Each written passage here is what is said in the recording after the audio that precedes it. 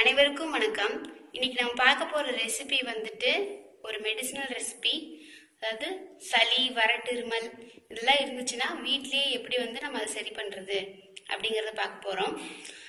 இதுக்கு தேவையான பொருட்கள் என்னன்னு பார்த்துடலாம் வாங்க. இது ஓமவல்லி இலை பார்த்துக்கோங்க, இப்படிதான் இருக்கும். இது ஒரு 4 இலை எடுத்திருக்கேன். இது தூதுவாழை,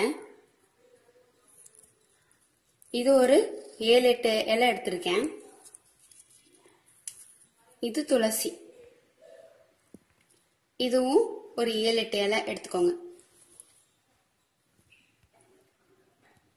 2 துண்டு சுக்கு, ஒரு 7-8 மிளகு. இப்போ இது எல்லாத்தையும் போட்டு எப்படி நம்ம கஷாயம் வைக்கிறதுன்னு பார்த்துக்கலாம். இப்போ ஒரு பாத்திரத்துல நம்ம 1 டம்ளர் தண்ணி ஊற்ற போறோம். அப்புறம் மிளகு, சுக்க தட்டி வச்சுக்கோங்க.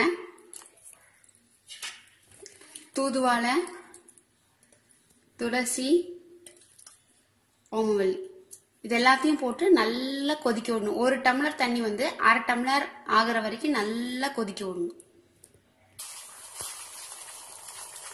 நல்லா கொதிச்சுட்டு வருது. இது இனி நல்லா கொதிச்சு சுண்டணும்.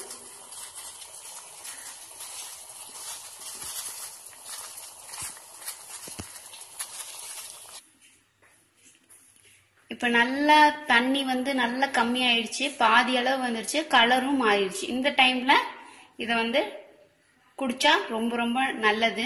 இப்ப இத ஒரு கப்பு. இப்ப நம்மளோட கஷாயம் ரெடி ஆயிடுச்சு. இது குழந்தைங்களுக்கு கொடுக்கணும் அப்படின்னா தேன் ஊற்றி கலந்து கொடுங்க. பெரியவங்க அப்படியே குடிக்கலாம்.